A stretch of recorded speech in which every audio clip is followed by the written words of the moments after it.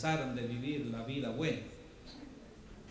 Y hay gente que critica a los cristianos porque dicen de que es una forma de escapar de las cosas que no pueden detener. Hay muchos argumentos, hay muchas formas de expresiones, hay muchas cosas que la gente habla con tal de buscar una excusa de no hacerse responsable delante de Dios. La Biblia nos enseña, en la palabra de Dios que acabamos de leer, nos habla de un niño, 8 años, que fue nombrado en el lugar y en la posición más privilegiada que puede tener un hombre. Se le designó rey a la edad de 8 años. Cualquiera puede decir, eso es una locura. Eso está de más, porque ¿quién le va a hacer caso a un niño? ¿Quién va a hacerle caso? ¿Quién se va a someter a sus mandamientos, a sus leyes? A un niño. Si muchas veces a nosotros nos cuesta someternos a las autoridades y nos cuesta someternos a las personas, entonces imagínense un niño dando órdenes, un niño con autoridad sentado en el trono, hablando y diciéndole a la gente lo que tiene que hacer. Cualquier hombre se puede parar y decir, ¿qué me puede enseñar este mocoso de 8 años? ¿O qué puede hacer? Pero aquel niño nos da un ejemplo, nos da Dios una enseñanza, nos da una lección de que cuando hay un corazón que quiere buscar a Dios, cuando hay un corazón con temor a Dios, cuando hay un corazón que ama a Dios, cuando hay un corazón entendido, humilde, que entiende que Dios es por encima de todas las cosas, Dios le da sabiduría tanto a los niños, a los jóvenes, a los viejos, a los ancianos, porque la sabiduría proviene del temor a Dios. Y aquel niño tuvo que luchar contra muchas cosas, pero obtuvo la victoria al final de todas las cosas. Murió joven, quizás a la edad de 39 años. Murió Josías.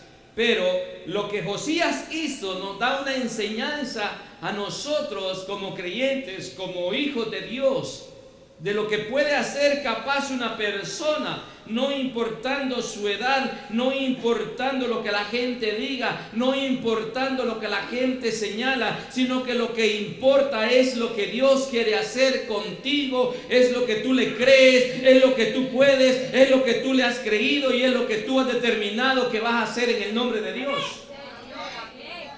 Amén. Josías tuvo que pelear con las generaciones que le precedían a él.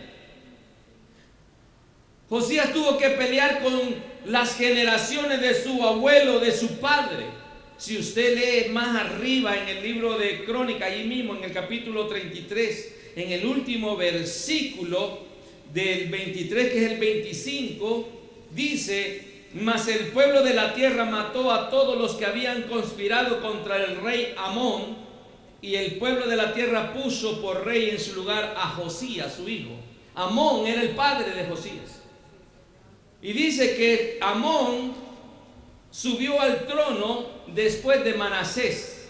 Y Manasés era el abuelo de Josías. Y Manasés hizo lo malo delante de Dios. Dice que metió un ídolo de acera en el templo de Dios para que le adorara. Dice que Manasés levantó en los lugares altos donde se adoraba a Dios, levantó altares a los Baales. No solamente levantó altares a los Baales, sino que los sacerdotes de Baal y los sacerdotes que morían, él los idolatraba y los ponía como ejemplo, y levantó muchos altares, dedicó muchas cosas, pasó su hijo por el fuego, dice, en el sacrificio a Moloc. Imagínense la descendencia de la cual venía Josías. Venía de una descendencia que aborrecía el nombre de Dios, venía de una maldición. Manasés era una persona que hizo lo malo. Dice que hizo lo malo, tanto malo, que Dios se enojó y la ira de Dios se sostuvo, y después cuando él muere, entonces Amón, que es el hijo, entonces toma el reinado, y también dice que anduvo en el camino de su padre e hizo lo malo delante de Dios. O sea que Josías tenía una descendencia no muy buena, que digamos. Pero mire la Biblia lo que dice. Mire lo que la Biblia le dice. En el versículo 2 que acabamos de leer del capítulo 34, dice: y anduvo en los caminos de David, su padre.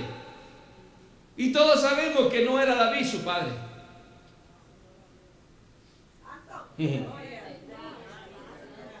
El hacer una diferencia y el entender, el entender de que generaciones venían transmitiendo maldiciones, pero que Dios en su amor y en su misericordia se acordó de visitar y romper las maldiciones generacionales, y tocó el turno a Josías romper esa maldición. Automáticamente, cuando Josías rompe la maldición generacional, Dios no lo reconoce como el padre o la descendencia de la maldición, sino que automáticamente lo liga con el hombre de la bendición.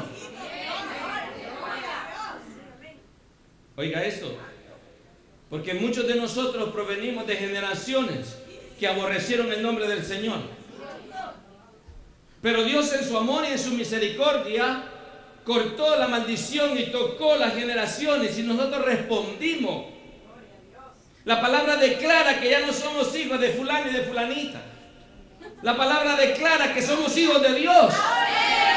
Automáticamente nos une con el varón de bendición. Dice Juan, no lo digo yo, lo dice la palabra de Dios en el capítulo 1 del libro de Juan, en el versículo 10, 11 y 12 dice: y en todos aquellos que le recibieron, a los que creen en su nombre, les dio la potestad de ser llamados hijos de Dios. Los cuales, dice, no son engendrados ni de carne ni de sangre, ni por voluntad de varón, sino que son engendrados por la voluntad de Dios, dice. ¿Qué es lo que dice? Que en nuestro nuevo nacimiento ya estaba programado el amor de Dios como Padre. Y entonces Jesucristo, dando una enseñanza a los discípulos, le dice: no llaméis a nadie Padre aquí en la tierra, sino que vuestro Padre es aquel que está en los cielos.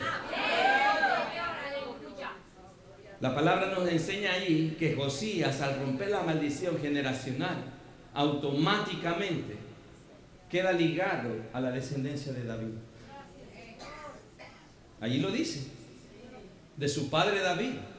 Y si usted lee arriba con el versículo que leímos, él era descendiente de Amón. Su padre se llamaba Amón. Pero más abajo, cuando él decide tomar el camino de Dios, la Biblia lo declara hijo de David. ¿Qué diferencia? ¿Ah? Tuvo que desafiar Josías para alcanzar cosas. Oiga esto. Tiene que ser determinante y tomar decisiones. Él tomó la decisión de seguir a Dios. Él tomó la decisión de servir a Dios. Él tomó la decisión de vivir para Dios. Él tomó la decisión de que Dios era su Padre. El tomar la decisión automáticamente rompió aquella maldición. ¿Por qué muchas veces nosotros acarreamos todavía debilidades de nuestros padres y estando dentro de la iglesia? Porque simple y sencillamente no hemos renunciado a esas maldiciones generacionales que todavía tienen sus secuelas dentro de nosotros. Usted me dirá: pero ¿y entonces no nos entregamos a Cristo? Entonces Cristo no nos bañó con su sangre, no lo limpió. Entonces le pregunto yo: ¿por qué entonces caen? ¿Será que la sangre de Cristo no es efectiva? ¿Será que en verdad no se arrepintió? Porque debemos de entender de que el hombre es un ser espiritual, creado por Dios y dado una naturaleza humana, de carne, que es la que vemos. Pero en verdad lo que está adentro es lo que vale, no lo que está afuera. Cuando el hombre nace de nuevo, lo que nace de nuevo es su espíritu. El alma que está viciada y contaminada, el alma que está toda en la naturaleza de pecado, que se desarrolló, que creció, que vivió, estuvo en pecado, el alma todavía hay que descontaminarla. Y lo que descontamina el alma es la palabra de Dios. Es la palabra de Dios que va destruyendo. La palabra de Dios, la verdad de Dios va destruyendo la mentira del diablo en tus pensamientos, en tus sentimientos, en tu forma de ser. Y entras en el proceso de restauración.